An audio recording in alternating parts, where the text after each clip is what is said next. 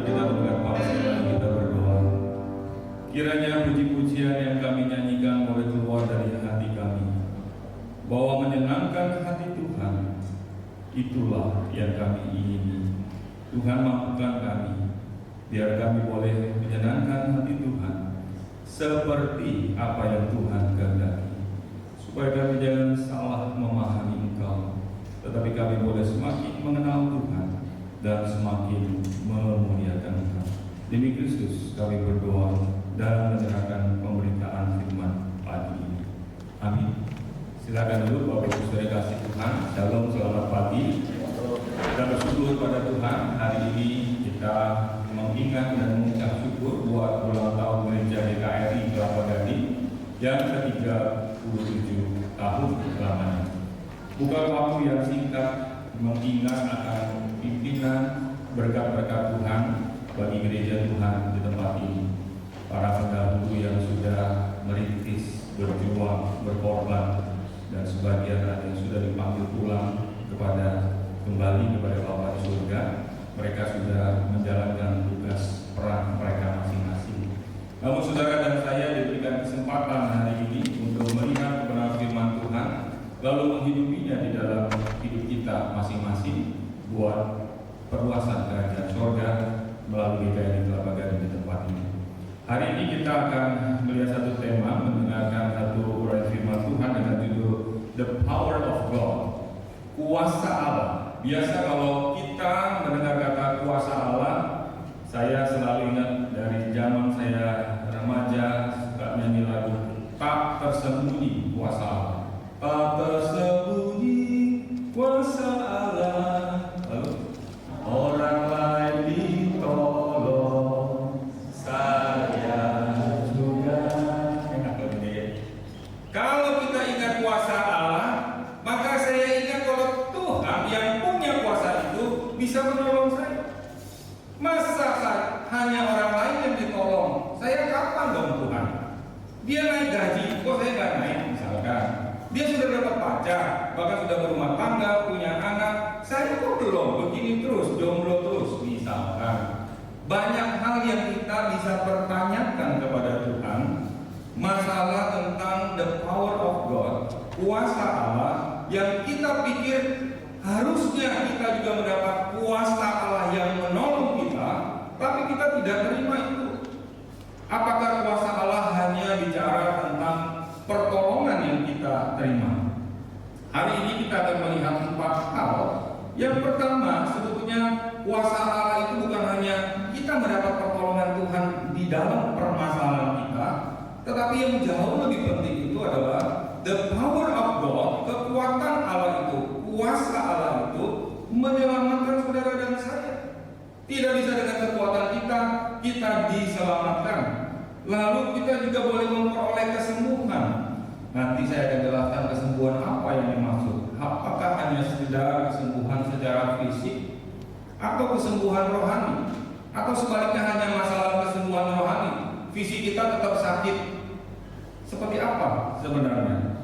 Lalu yang ketiga, kuasa Allah itu mengusir setan-setan, roh-roh jahat. Dan yang terakhir, kuasa Allah bisa membebaskan segala ikatan yang mengikat saudara dan saya. Sehingga ketika kita jadi orang Kristen, kita benar-benar menjadi orang yang merdeka. Saya mulai dengan seorang Filipian C. Di slide berikutnya, dia adalah seorang jurnalis terkenal. Tulisannya dibaca oleh selevel wakil presiden Amerika, karena dia seorang penulis yang sangat terkenal. Jutaan, puluhan juta mungkin bukunya diterjemahkan ke dalam berbagai bahasa. Ketika dia memikirkan tentang Allah yang berkuasa, yang seharusnya bisa menolong orang, tapi dia ketemu dengan seorang yang namanya Richard, seorang pemuda. Dia mendengarkan apa yang dikatakan oleh Richard dengan maksud sebetulnya satu. Pak Yanse, saya mau tulis satu buku tentang kitab Ayub. Maka terjadilah pertemuan di satu tempat dengan Philip Yancey. Richard mulai menceritakan, saya minta dari Pak Yancey kasih saya pengantar supaya waktu saya tulis buku tentang kitab Ayub, pergumulan penderitaan Ayub, maka buku ini sudah ada dapat endorsement, dapat satu referensi dari penulis terkenal seperti Yasin.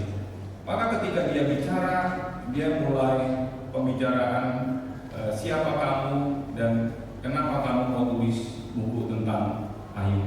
Saudara, ketika terjadi percakapan dengan Yasin sebagai seorang penulis senior dengan seorang pemuda yang namanya Richard, dia terdiam dan tidak bisa berkata apa-apa. Kenapa, saudara? Pemuda Richard mulai menceritakan, Pak, saya ini berangkat dari keluarga Kristen. Papa mama saya Kristen, tapi papa mama saya terus bertengkar dan akhirnya merencanakan untuk bercerai. Ketika orang tua mau bercerai, saya terus bergumul, saya terus mendoakan supaya kuasa Tuhan bekerja, orang tua saya jangan sampai bercerai. Apa yang terjadi? Ternyata doa saya tidak didengar Tuhan. Papa mamanya jadi bercerai. Tidak saja di sana, lalu Richard berpikir mungkin saya kurang memahami apa yang Tuhan inginkan untuk kehidupan keluarga saya ke depan. Mungkin saya kurang mendoakan, mungkin saya kurang belajar baik-baik menurut versi Richard. Akhirnya dia putuskan untuk masuk ke seminari. Dia masuk ke seminari di Amerika, maka di dalam seminari itu dia bergumul kembali. Kenapa bergumul? Dia ketemu dengan orang-orang yang ada di seminari sekolah Alkitab di Amerika dan sering berkata, Tuhan bicara kepada saya. Kemarin saya baru diskusi dengan seorang pendeta. Hari Rabu, Kamis, Jumat kami ada rapat pengurus sinode di satu tempat hotel di Pancoran, kumpul 20 pendeta untuk memikirkan untuk GKLI ke depannya. Lalu ketika saya bicara dengan pendeta ini, dia cerita dengan saya pergumulannya dan tanpa sadar dia menangis. Lagi breakfast, makan untuk masuk ke sesi berikutnya, dia cerita dengan cucuran air mata. Dia bilang, aduh maaf, saya sampai menangis. Saya tahu Bapak ini, pendeta ini, hamba Tuhan ini sedang mengalami pergumulan dan dia melewati pergumulan yang berat yang tidak bisa dijawab dan seolah-olah Tuhan tidak ada. Where is God? Tuhan di mana? Kok Tuhan diam saja? Kok kalau Tuhan baik, Tuhan tidak menolong saya? Pergumulan pertanyaan-pertanyaan ini saya yakin bukan hanya ada di dalam kehidupan tadi pemuda Richard. Ketika dia menceritakan tentang perceraian orang tuanya, dia masuk lagi ketika dia bekerja, mau bekerja, akhirnya orang yang tidak berkompeten diterima, dia ditolak, dia kecewa lagi. Di seminari tadi, ketika dia masuk seminari beberapa tahun, dia bilang, aku dengar suara Tuhan dari para mahasiswa seminari. Yang menurut versi si Richard, dia tahu, dia seringkali juga tidak jujur. Dia bilang, saya dengar suara Tuhan, padahal saya nggak dengar suara Tuhan. Saya bilang dengan pendeta yang lain, waktu saya remaja, saya sering dibohongi oleh pendeta. Kok gitu Pak? Iya, karena pada waktu dia mau khotbah, dia berkata di dalam perjalanan saya dengar suara Tuhan. Tuhan suruh saya khotbah dari Mazmur 23. Lalu saya sebagai seorang remaja pemuda, saya bilang, wow, keren juga ya nih pendeta ini. Dikit-dikit dia dengar suara Tuhan, dia dengar suara Tuhan. Saya percaya waktu itu. Setelah saya jadi pendeta, setelah jadi hamba Tuhan, saya baru tahu itu hamba Tuhan ngomong. Kenapa saya bisa kesimpulan seperti itu? Karena dia tidak mempersiapkan firman yang sesungguhnya. Dan saya tahu persis dia seperti apa. Maka untuk mengelabui jemaat, dia katakan saya dengarkan suara Tuhan. Kalau Bapak Ibu Saudara ada orang berdiri di mimbar ini, pegang Alkitab, terus bilang kepada saudara, saya dengar suara Tuhan, hari ini saya tidak jadi khotbah dari 1 Korintus 1 ayat 18 seperti tadi sudah dibacakan, saya khotbah dari Mazmur 23. Bapak Ibu ada yang berani protes? Halo? Berani nggak? Nggak berani. Kenapa? Mana berani? Dan lima. Tapi ada pendeta-pendeta tertentu, hamba-hamba Tuhan tertentu yang berani. Maka Richard sebagai seorang pemuda, dia masuk ke seminar, dia lihat, lah kok begini? Apakah ini yang namanya kekristenan, mempersiapkan pendeta hamba Tuhan menjadi seorang hamba Tuhan yang akan masuk ke dalam gereja yang penuh dengan kebohongan? Akhirnya dia keluar dari Begitu banyak buku dia sudah beli, dia sudah pelajari, nggak menjawab pergumulan dia. Papa mamanya bercerai, doanya tidak dijawab, masuk seminari ketemu orang-orang yang penuh dengan kebohongan, dan akhirnya dia pikir tunangannya bisa menolong dia selama ini. Tunangannya yang bimbing dia, doa bersama, baca firman Tuhan bersama, pokoknya membimbing kerohanian dari Richard. Apa yang terjadi? Tunangannya mengatakan kita putus. Lebih hancur nggak saudara? Lebih hancur. Tunangan yang dia pikir bisa tolong dia, sekarang memutuskan dia juga. Dia makin bingung. Kalau gitu gue cari gembala sidang. Dia cari pendeta. Dia cari pendetanya. Pak, saya ada pergumulan 1, 2, 3, 4. Pendetanya bilang, kamu coba baikan lagi sama tunangan kamu. Nanti kalau kamu sudah tunangan baikan lagi, relasi kamu baik, nanti relasi sama Tuhan juga baik lagi. Kan kamu dulu dari tunangan kamu. Itu pun tidak menjawab. Kenapa? Karena udah diputuskan sama tunangan. Dia makin bingung, makin pusing. Dia baca berita, ada 10 yang terakhir, ada 10 orang di dalam pesawat perjalanan, 9 orang meninggal, 1 jemaat dari 1 gereja lokal tidak meninggal.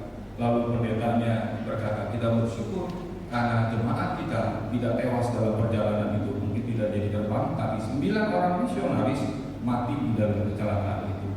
Richard makin pusing. Kamu bersyukur untuk 1 orang, 9 orang itu gimana? Dia bertanya lagi, Tuhan, kalau engkau baik, masa engkau baik hanya untuk 1 orang? Ya 9 orang itu kan punya keluarga. Dia pusing setengah mati si Richard. Dan dia katakan ketika ketemu Philip Yancey berjam-jam dia ngomong, dia curhat sampai mencurahkan air mata. Klimaksnya dia bilang, aku benci sama Tuhan. Aku nggak percaya lagi sama Tuhan. Itu seorang yang sudah menelusuri kehidupan Kristus bertahun-tahun. Bahkan dikatakan saya bahkan doa 4 jam sehari. Saudara ini berdoa 4 jam 1 hari di sini. Ada nggak berdoa 4 jam terhadap permasalahan pergumulan kita? 4 menit palingnya atau 40 menit itu super. 4 jam bergumul. Makanya dia bilang ketika dia tulis tentang kitab Ayub, ketemu dengan Philip Yancey, dia katakan, saya harap saya bisa seperti Ayub. Saudara, ketika Ayub jujur bilang sama Tuhan, diskusi sama Tuhan, diskusi sama teman-temannya, akhirnya di akhir kitab Ayub, pasal 39, 40, 41, 42, Tuhan menyatakan diri kepada Ayub. Dia bilang, sama saya Tuhan gak begitu. Makanya dia keluar, aku benci sama Tuhan, saya tidak percaya. Tapi dia tulis 1 buku teologi tentang kitab Ayub. Waktu saya baca percakapan antara Philip Yancey yang mencoba menulis tentang kekecewaan terhadap Tuhan dengan seorang Richard yang mau tulis tentang kitab Ayub, saya merenung. Saudara silakan merenungkan apa yang terjadi dengan Richard. Bisa jadi di ulang tahun ke-37 saudara termasuk di antara orang-orang yang kecewa terhadap Tuhan. Mungkin di level yang berbeda. Saya berharap sih jangan sampai kecewa. Jangan sampai kecewa dan akhirnya meninggalkan Tuhan. Omong kosong. Hoax semua itu doa. Percuma beribadah. Itu bisa terjadi, saudara. Itu sudah banyak terjadi. Harap hari ini ketika kita merenungkan tentang the power of God, bagaimana kita memahami kuasa Allah di dalam pemberitaan Injilnya. Kalau Philip Yancey akhirnya dia bilang, dia terdiam, gak banyak bicara, dia akhirnya memutuskan untuk pergi ke Colorado di Amerika tempatnya. Di musim dingin, dia bawa 1 koper, dia bawa Alkitab, dia mau face to face dengan Tuhan. Richard mewakili orang-orang Kristen yang pernah kecewa, yang sedang kecewa. Lalu bagaimana saya menjawabnya? 2 minggu Philip Yancey tidak ngomong. baca buku-buku teologi, dia membaca Alkitab dari Kejadian sampai Wahyu. Cari tahu kenapa ya ada orang bisa kecewa terhadap Tuhan. Apakah dia kurang rajin berdoa? Enggak. Apakah dia kurang rajin beribadah? Enggak juga.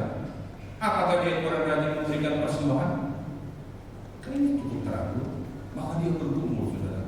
Dan puji Tuhan, lewat pergumulan dia terus mencari tahu. 2 minggu bolak-balik baca Alkitab, tidak baca yang lain, bergumul dengan Tuhan.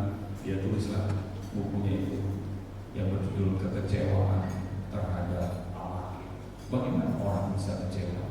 Mengapa orang bisa kecewa? Bagaimana supaya saudara dan saya tidak kecewa? Khususnya setelah kita ada di dalam gereja ini 37 tahun menjadi orang Kristen. Ada yang mungkin setahun, 5 tahun, 10 tahun, lebih dari 20 tahun. Bagaimana kualitas iman kita? Apakah kita masih jadi orang Kristen? Tapi jauh dalam hati kita, seperti si Richard pemuda tadi, sudah pahit. Dalam hati saya ke dalam sebetulnya, saya sudah tidak percaya lagi pada Tuhan. Satu demi satu buku teologi dibakar, diarak, di api unggun, satu demi satu dibakar, malah kita dibakar. Belum berani si Richard, dia bakar semua buku teologi. Menyatakan, apa yang aku pahami, apa yang aku tahu tentang Tuhan, gak bisa menjawab. Apa yang orang-orang tulis tentang Tuhan juga gak menjawab pergumulan, kesulitanku memahami tentang Tuhan. Saudara, ini satu kisah. Saya cari tahu akhirnya si Richard gimana. Betul nggak saudara?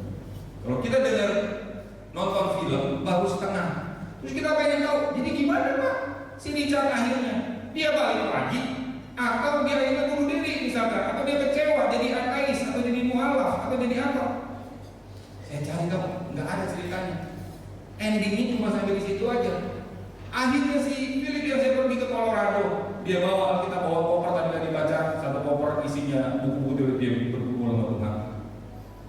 Dia menuliskan poin-poin yang penting. Apa artinya menjadi orang Kristen? Berbeda dengan orang kedua, namanya John Sung. John Sung, seorang yang tidak dihargai ketika dia sudah merelakan gelar doktor kimianya. Dia seorang yang pintar. Sekarang ketika dia masuk ke seminari, dia terpaksa diasingkan selama 193 hari, hampir 6 bulan lamanya. Dianggap John Sung sudah kena sakit saraf, kena gangguan mental. Jadi diisolasi si John Sung. Namun John Sung ketika dia diisolasi, karena pemahaman dia terhadap seminari yang tidak mengajarkan Alkitab, hati-hati, tidak semua seminari mengajarkan Alkitab dengan baik-baik. Banyak seminari-seminari yang liberal yang boleh menerima LGBT, bahkan dosennya, pendetanya sendiri juga homoseks. Ada, saudara, mengerikan sekali. Maka ketika Johnson dia bergumul, ditaruh 93 hari, dia cuma berurusan dengan firman Tuhan. Dia baca Kejadian sampai Wahyu. Wah, Kejadian sampai Wahyu. Sampai berapa kali saudara? 40 kali. Dia tulis tafsiran 40 kali, eksegesis tafsiran tentang bagaimana menelaah firman Tuhan ini. Dia keluar dari isolasi penampungan dianggap orang sakit jiwa dengan satu kobaran api Injil. Dia memberitakan firman. Walaupun hidupnya hanya singkat, dia meninggal di usia 42 tahun. Masih muda. 42 tahun Johnson meninggal. Dulu sering datang pada waktu saya masih mungkin SD kali, belum lahir kan, karena kalau waktu itu Johnson berkhotbah ya ini tahun 70-an ya, jadi ya masih kecil lah itu, masih sekolah minggu gitu. Itulah yang terjadi. Johnson berkata, setiap kali saya tidak memahami tentang Allah, saya lari datang ke kayu salib. Beda sama Richard. Philip Yancey beda cara menangani, dia bergumul. Tapi Johnson dia kayu salib, melihat Kristus yang tersalib. Itu sebabnya hari ini kita mau merenungkan dari bagian 1 Korintus 1 ayat 18 tadi.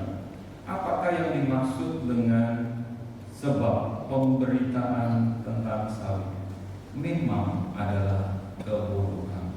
Saudara perhatikan, Paulus tidak mengatakan bahwa sebab salib memang adalah kebodohan, tetapi ada pemberitaan tentang salib. Jadi ada pemberitaan tentang salib. Next slide. Pemberitaan tentang salib yang kata Paulus itulah yang bagi orang yang tidak diselamatkan, jadi orang yang sedang menuju kepada kebinasaan, itu adalah kebodohan. Tapi bagi saudara dan saya yang being saved, yang sedang diselamatkan, artinya sedang berjalan menuju surga mulia, pemberitaan tentang salib merupakan apa? Seperti tema hari ini, the power of God. Kok bisa? Kenapa pemberitaan tentang salib Yesus yang tersalib menjadi kekuatan Allah bagi saudara dan saya? Hari ini ketika kita menemukan bagian ini, kita seharusnya bersyukur.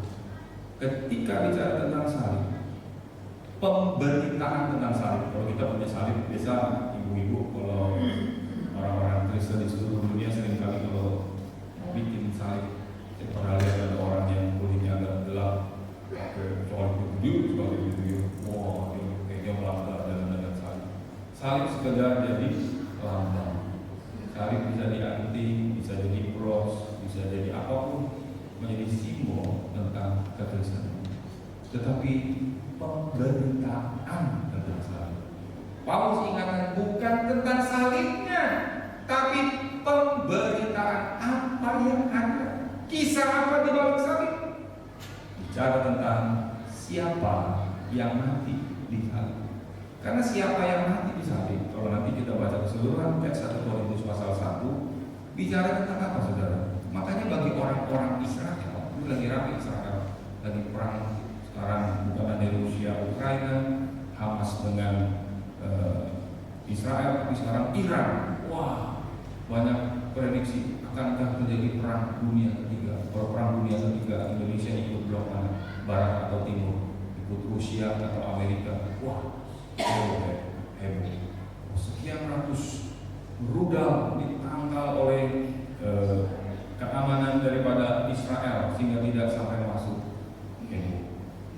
Saudara, bagi orang Yahudi ketika Paulus tuliskan ini suatu apa ya? Kebodohan. Masa salib itu adalah lambang kutub dari perjanjian lama sampai perjanjian baru, Galatia pasal 3:13. Kalau orang mati di salib, bagi orang Israel itu kutukan orang yang tergantung di atas kayu salib. Masa aku harus percaya kepada Mesias Yesus Kristus yang terkutuk? Bodoh sekali, nggak masuk akal, nggak make sense, ini kebodohan. Demikian juga bagi orang Yunani, orang Yunani intelek, pandai, filsuf, orang-orang yang pakai nalar logika, ini nggak masuk akal. Bagi orang Yahudi khususnya itu kehinaan. Tapi bagi orang Yunani ini nggak masuk akal, kebodohan. Ini bukan orang yang pintar kalau menjadi orang yang percaya kepada Yesus Kristus yang di sana. Maka Paulus menceritakan, jangan cerita tentang salibnya, tapi siapa yang mati dan mengapa Yesus mati. Saudara pernah renungkan itu? Mengapa Yesus mati? Siapa yang mati bagi kita? Inilah yang kita mau lihat ketika kita memperhatikan Roma pasal 1 ayat 16. Paulus yang dulunya sangat berapi-api menghancurkan orang Kristen yang mengikut percaya Kristus, sekarang dia katakan di ayat 16, kita baca 1, 2, 3. Sebab aku mempunyai keyakinan yang kokoh dalam Injil, karena Injil adalah kekuatan Allah yang menyelamatkan setiap orang yang percaya, pertama-tama orang Yahudi, tetapi juga orang Yunani. Semua orang Yahudi mewakili orang-orang yang beragama, orang-orang yang punya keyakinan iman. Yunani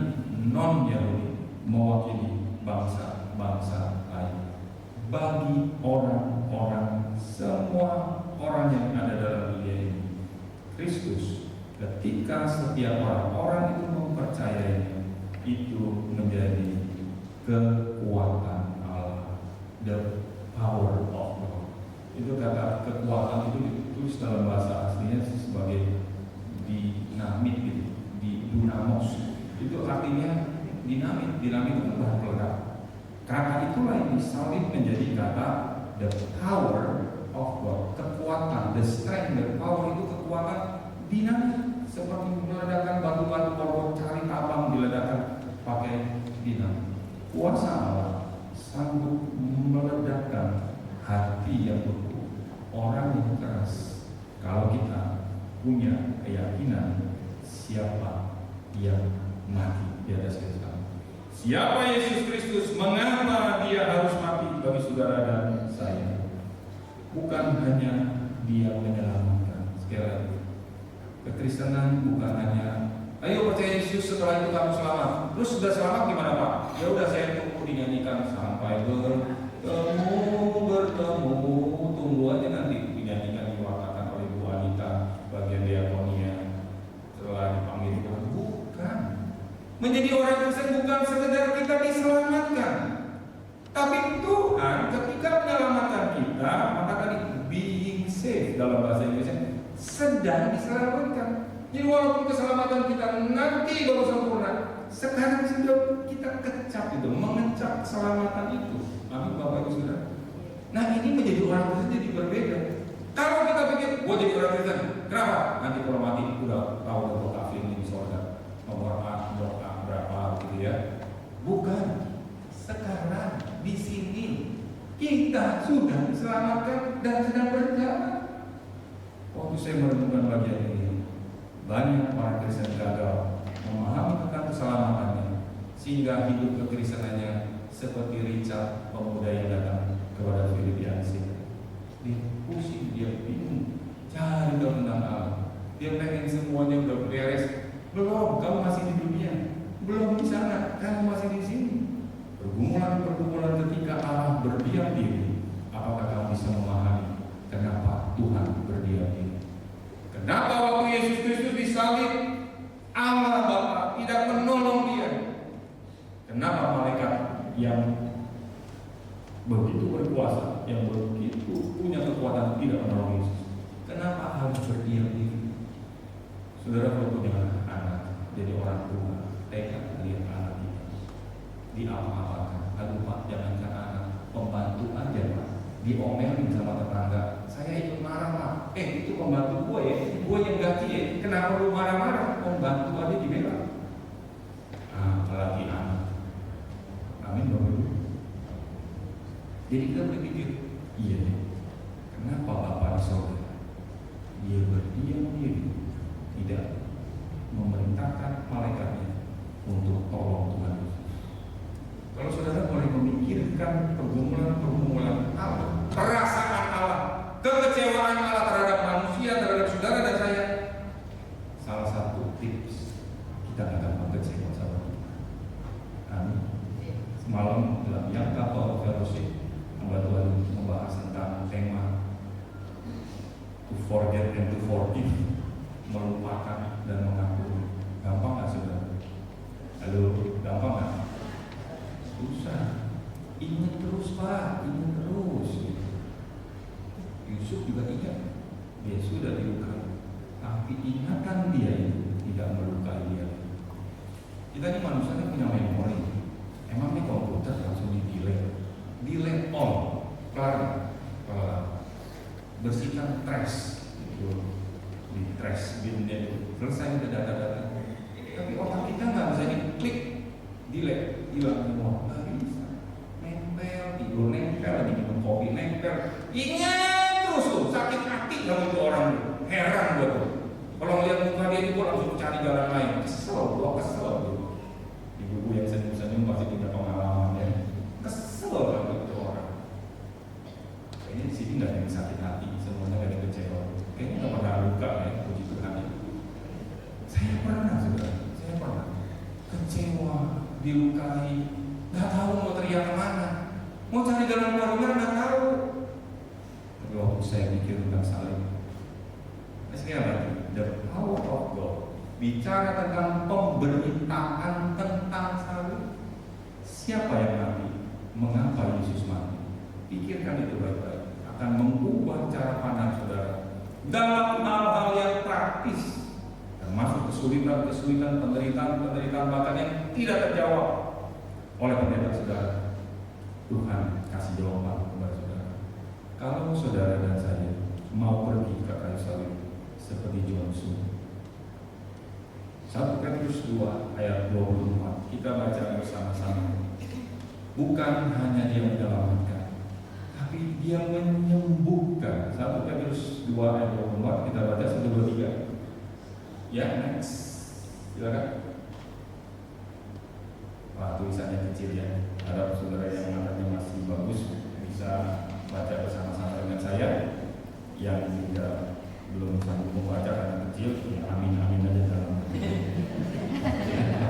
Amin gitu ya. 1, 2, 3. Ia sendiri telah memikul dosa kita di dalam tubuhnya di kayu salib, supaya kita yang telah mati terhadap dosa hidup untuk kebenaran. Oleh bilur-bilurnya kami telah sembuh. Orang senangnya ambil yang terakhir. Oleh bilur-bilurnya kamu telah sembuh. Bilurnya sungguh merah, bla bla bla. Kita ingat bilur itu bersuka. Kita nggak mau yang lain. Kita nggak mau ingat penderitaan. Kita nggak mau tahu. Pokoknya bilurnya Yesus itu harus sembuhkan saya. Udah selesai. Kan nggak fair, saudara. Maka ayat ini tulisnya, ia sendiri telah memikul dosa kita di dalam tubuhnya, supaya kita yang telah mati terhadap dosa hidup untuk kebenaran. Kita nggak mau hidup untuk kebenaran, tapi kita maunya bilurnya menyembuhkan. Dia pikir sembuh. Siapa di antara kita yang pernah sakit? Semua kita pernah sakit. Dan kalau sakit kita pinginnya sembuh. Tuhan juga tahu. Di dalam perjanjian lama sampai perjanjian baru, kekristenan adalah agama yang paling banyak mencatat, mengisahkan tentang kesembuhan yang dilakukan oleh Allah yang sejati, dibandingkan dengan agama-agama kepercayaan lain. Alkitab, kalau saudara baca dari Kejadian sampai Wahyu, Allah menyembuhkan. Amin. Cuma persoalannya ketika kita salah ngerti bahwa segala sesuatu harus sesuai dengan kehendak kita, sehingga banyak orang yang mengalami kekecewaan. Padahal jelas kesembuhan itu Tuhan lakukan, kesembuhan ilahi, karunia untuk menyembuhkan juga Tuhan berikan kepada orang-orang tertentu untuk supaya Injil, berita tentang Yesus Kristus bisa diberitakan. Amin, saudara. Jadi jangan salah. Sebab saudara pergi ke dokter. Kalau kita pergi ke dokter pengen apa? Pengen sembuh dong. Udah bayar mahal, jutaan konsultasi, terapi, gua nggak sembuh juga. Sekali oke, 2 kali oke, 3 kali, 4 kali, mikir kita. Kayaknya mesti cari dokter lain, nggak cocok lah. Kenapa? Gua udah pergi ke dia 3 kali, 4 kali, 5 kali, nggak sembuh. Gua sakit, gua pengen sembuh. Maka kita ketika datang kepada Allah, kita pikir Allah itu seperti dokter di dunia. Jadi kalau saya sakit, saya pergi kepada Tuhan. Kalau udah sembuh, saya gimana? Masih ke dokter nggak? Halo, saudara masih mau bayar ke dokter? Kalau udah sembuh? Ini nggak mau lah Pak. Mendingan gua ngafe, mendingan gua nge-gym, mendingan gua nggak dokter itu lagi, orang udah sehat. Itulah kesalahan orang. Ketika pikir, you are my healer, engkau penyembuhku. Udah sembuh, sorry Tuhan, goodbye. Nanti ya kalau gua sakit lagi, gua datang lagi ke dokter Yesus. Karena gua udah sembuh, ngapain? Celaka kan saudara? Celaka. Makanya Tuhan seringkali bikin orang biarin sakit kelamaan, supaya kamu tahu bergantung kepada Aku. Tapi kalau Tuhan lihat ini orang banyak manfaatnya, walaupun sakit, tetap Tuhan kasih kekuatan untuk memberitakan Injil, memuliakan Tuhan. Saya sudah melihat orang-orang tertentu di dalam segala kelemahannya Tuhan tetap kuatkan dia, karena ada tugas PR belum selesai. Kalau sudah selesai, Tuhan acaranya lagi.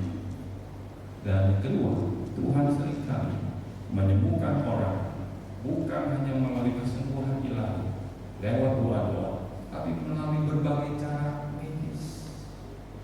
Kalau Tuhan sembuhkan semua orang sakit tanpa dokter, tanpa obat-obatan, tanpa herbal, tanpa operasi.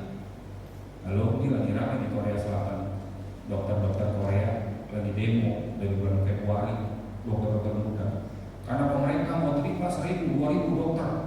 Dokter-dokter muda pada protes, termasuk dokter-dokter yang udah lansia pada mau mogok. Kalau dokter pada mogok kerja, itu yang lagi mau operasi gimana? Aduh, saya waktu itu udah 4 hari aja udah mau mati saya. Bagaimana orang yang udah benar-benar antara hidup dan mati? Dia mati nih. Ketika saya baca berita, goncang. Kalau pemerintah ngotot harus terima 1.000 sampai 2.000 dokter untuk masuk ke universitas, 30 universitas, maka ini dokter-dokter benar-benar mogok kerja dilanjutkan. Kalau dokter pada mogok kerja, siapa yang mau bangkit, siapa yang mau operasi? Waduh, ngeri sudah berita yang terjadi. Maka ketika kita melihat Yesus, Tuhan, Allah sebagai dokter, mari kita juga menghargai orang-orang di sekolah kedokteran. Susah sekolah kedokteran. Ada satu bapak bilang, Pak, anak saya mau sekolah kedokteran, katanya mau ke Jerman, mau. Saya bilang nggak mau sekolah kedokteran. 5 tahun cukup nggak cukup, 7 tahun nggak cukup, 9 tahun bisa jadi. Kalau mau spesialis 11 tahun, lama amat. Iya, karena ada yang saya tahu dari kenalan dan bahasa saya, udah hampir 10-11 tahun belum kelar-kelar. Lama, hati-hati untuk menjadi seorang ahli yang namanya dokter. Gak gampang. Maka Tuhan menghargai kalau itu bubar semua. Menyembuhkan yang paling penting di dalam pemahaman Injil, menyembuhkan dengan kesembuhan jiwa saudara kita. Amin, saudara. Kalau kita sakit, terus kita sembuh, kita bisa sakit lagi. Apa usaha terus, nggak bisa. Kita bisa sakit, walaupun kita sudah sembuh. Tuhan bilang, aku kasih kesembuhan yang melampaui itu semua. Kesembuhan jiwa, hatimu, rohani, banyak mempengaruhi kesembuhan fisikmu yang mungkin kalau bisa merosot karena usia dan sebagainya. Inilah Injil kuasa yang menyembuhkan kita. Yang kedua, Injil kekuatan kuasa Allah ini juga bisa Tuhan pakai ketika pemberitaan Injil untuk mengusir setan-setan. Pastor pagi-pagi udah ngomongin setan, mengusir setan-setan. Saudara kalau baca kitab Perjanjian Baru, 30% kesembuhan yang Tuhan Yesus lakukan kepada orang yang miskin, yang menderita, yang tidak berdaya karena ikatan setan, roh jahat, sekitar 30%. Ketika roh jahat diusir keluar, maka orangnya sembuh. Berarti sekitar, mungkin dia statistiknya atau berapa, tapi Alkitab mengatakan, saya baca seorang ahli meneliti 30% kesembuhan di Alkitab karena roh jahat diusir.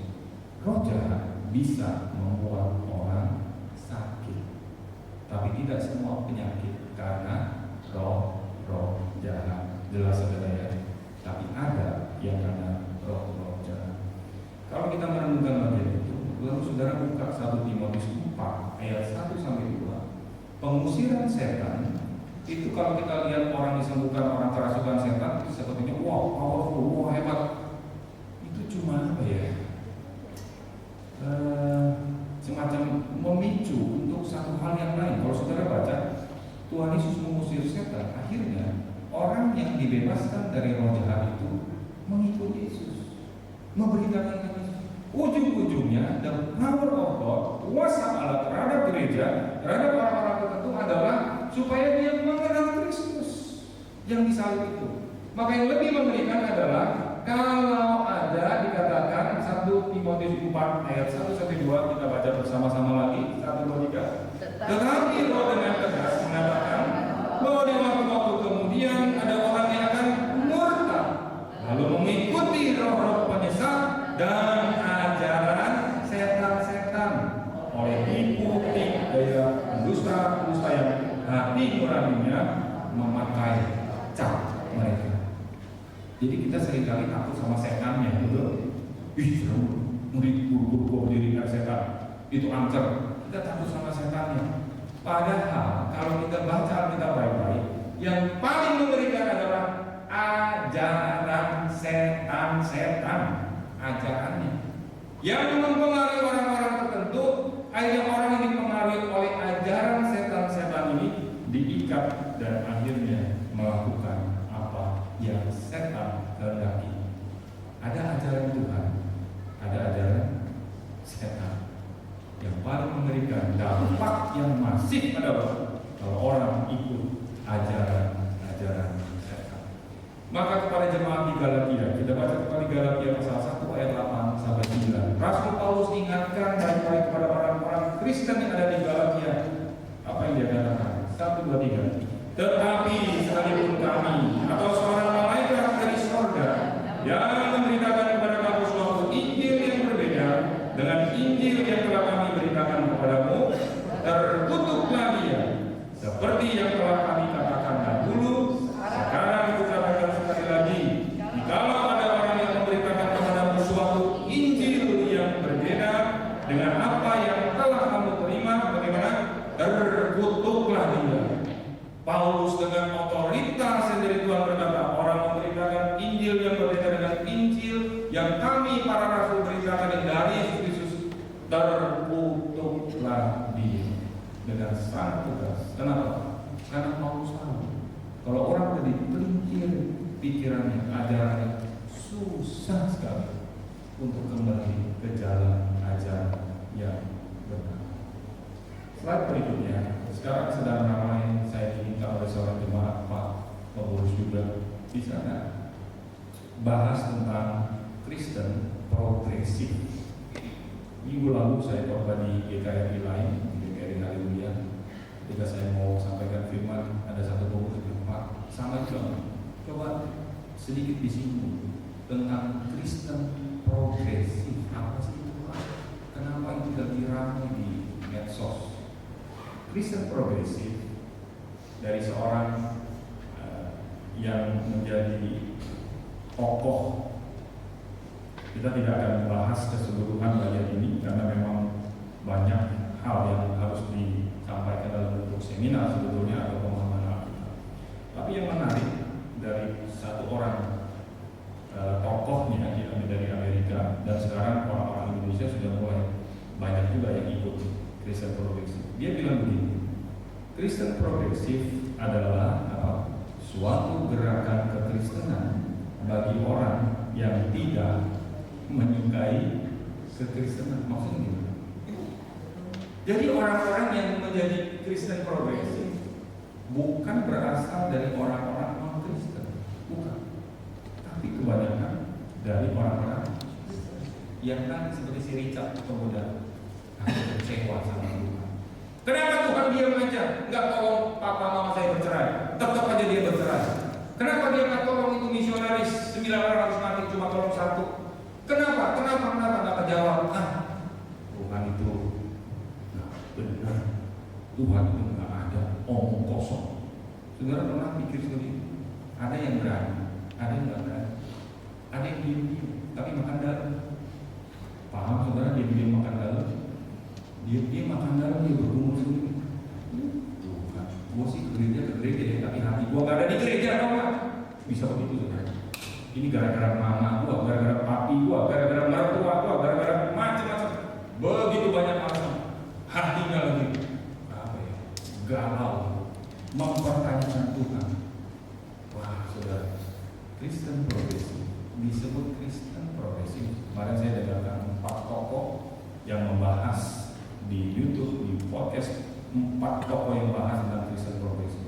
Saya simpulkan beberapa poin yang penting karena nggak mungkin bahas ini kita bisa sampai jam 11. Jadi poin yang penting adalah Kristen progresif ini dari tokohnya bilang ini gerakan kekristenan, saya nggak setuju dengan disebut Kristen. Karena memang di dalam ajaran-ajaran Kristen progresif, kalau yang namanya Kristen yang sejati, dia akan melihat para rasul, bapak-bapak gereja, konsili-konsili yang sudah teruji, dan akhirnya ajaran Alkitab dirangkumkan dalam satu sistematik teologi. Apa itu iman Kristen? Apa itu Allah Tritunggal? Apa itu Alkitab, firman Allah dan sebagainya? Mereka nggak terima. Kita nggak mau ikut tradisi. Pokoknya sekarang kita tafsir ulang. Nah, ini namanya posmo. Kalau menurut Pak Daniel A, ya udah. Menurut Pak Daniel A. Menurut Pak Andrian B, ya udah B. Menurut Ibu Anita C, ya udah C, nggak apa-apa. Jadi baca Alkitab masing-masing, silakan punya maksud sendiri-sendiri. Yang A, yang B, yang C, yang D, yang E, silakan. Tidak ada satu makna tunggal. Ini salah satu ajaran. Maka kitab suci bagi orang-orang yang kecewa di dalam Kristen progresif ini dipandang bukan yang paling tinggi. Ini bukan satu standar. Ada standar-standar yang lain yang bisa dijadikan patokan. Dan kalau saudara buka YouTube tentang orang-orang yang membentuk satu komunitas, dia sendiri jadi pendetanya, itu berasal dari orang Kristen yang kecewa. Tadi saya bilang, akhirnya dia bilang sekarang saya dengan tato saya ini, saya adalah seorang hamba Tuhan. Ini saya bergumul doa puasa supaya bisa tato apa enggak. Akhirnya saya sejahtera. Ya udah, kalau mau tato lah Tuhan. Itu versinya dia. Jadi ketika dia baca kitab Imamat, enggak nyambung gitu. Ini dan sebagainya. Dengan begitu banyak argumen, dia akhirnya tidak mau pegang Alkitab. Dia tafsir ulang. Bahkan akhirnya dia, saudara jangan pikir penyesatan itu terjadi dari luar. Enggak. Penyesatan yang paling bahaya adalah itu tadi, seperti serigala berbulu. Halo, serigala berbulu domba. Ada di dalam, bukan di luar. Itu yang paling mengerikan. Makanya Belanda itu pakai sistem strategi pecah belah dulu. Adu domba diadu. Belanda domba diadu. Domba diadu bukan kambing. Jadi domba diadu. Lu sama-sama orang Indonesia, gua adu. Lu sama-sama anggota GKN, kelapa 30 juta, adu lu. Diadu sama penatua, majelis, biar semua diadu. Perlu adu.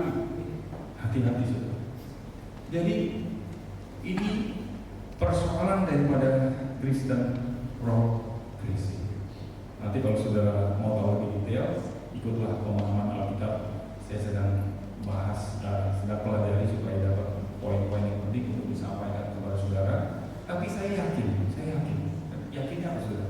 Kalau saudara baik-baik baca Alkitab, jadi orang Kristen yang benar-benar bertumbuh, ini bukan barang baru sebetulnya. Sekali lagi, ini bukan barang baru. Kristen progresif bukan barang baru.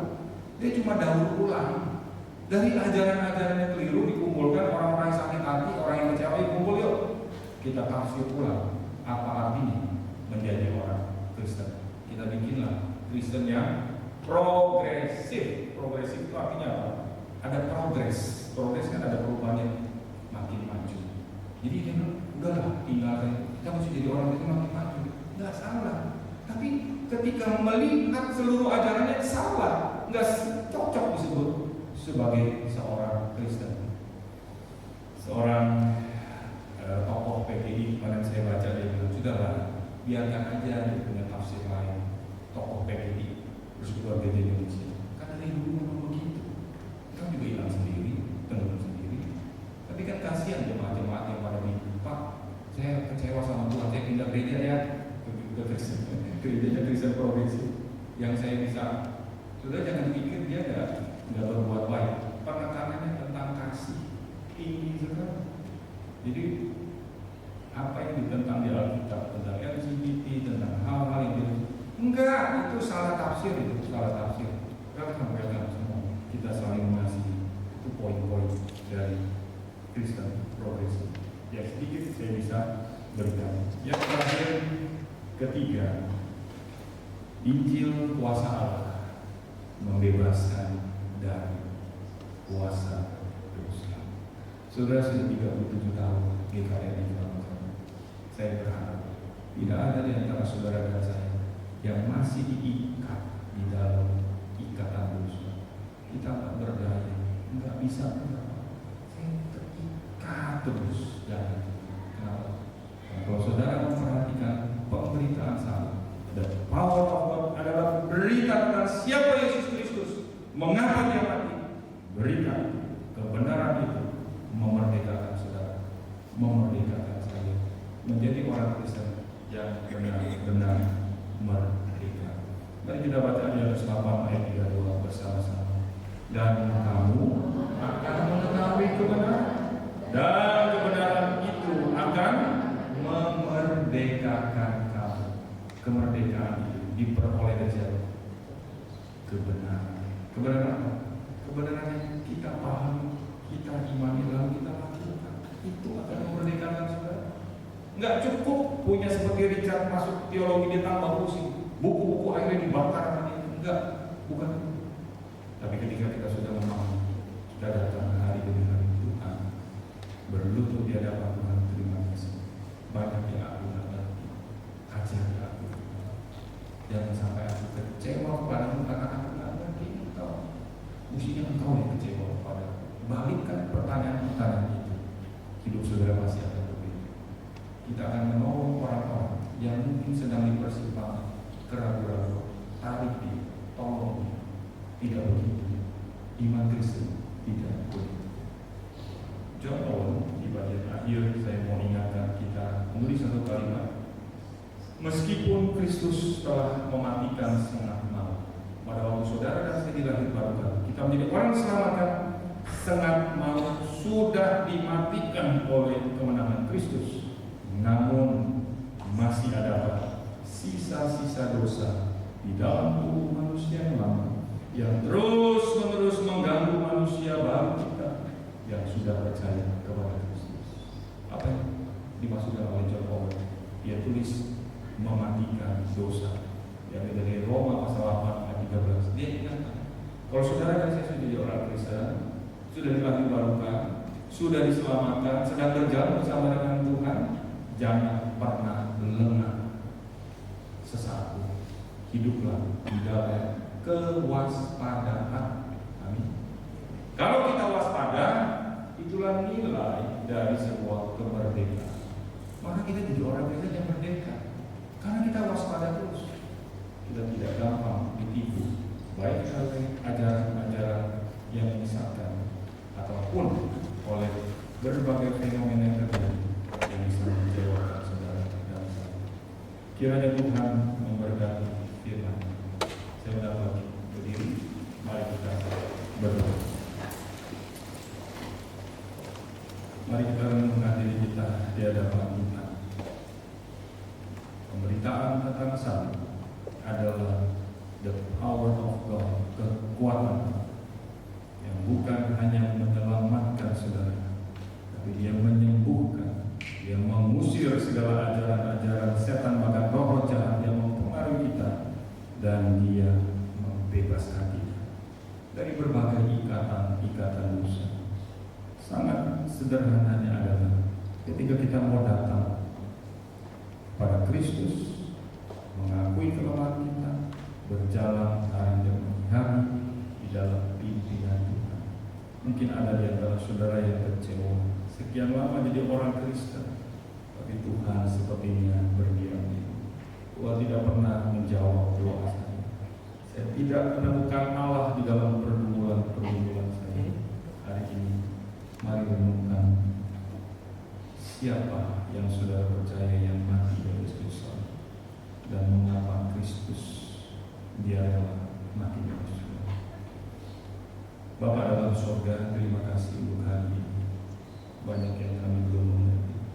Biar Tuhan ajar kami, ajar jemaat yang sudah sekian lama mendengar berita Injil, yang sudah sekian lama menjadi orang Kristen. Demikian juga dengan gereja ini, sudah 37 tahun boleh ada di tempat ini. Mohon anugerah dan kasih kebaikan Tuhan. Namun pengenalan kami akan Tuhan masih jauh daripada sempurna. Itu sebabnya Tuhan kasihani kami. Jangan tinggalkan umat-Mu. Kalau kami jatuh, kami boleh kembali kepada Tuhan. Kalau kami bergumul bersama dengan Tuhan. Dan kami tidak lari daripada-Mu. Karena Engkau berjanji, Engkau mendampingi, menyertai kami sampai akhir zaman. Kami tidak akan pernah sendiri dalam kesulitan, pergumulan, penderitaan sementara dalam dunia ini. Kuatkanlah kami.